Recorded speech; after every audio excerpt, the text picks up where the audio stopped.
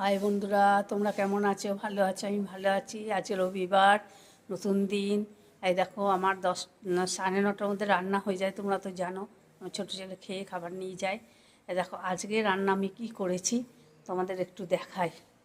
হ্যাঁ, এরপরেও একটা পদ হবে, কিন্তু আজ এতক্ষণ পর্যন্ত কী করেছি। দেখো ভাত, এখানে ভাত, এখানে দেখো রুটির আটা মাখা আছে, করে দেবো। ছেলে ভাত খেয়ে যাবে, ওদের একটু পরে করে দেবো।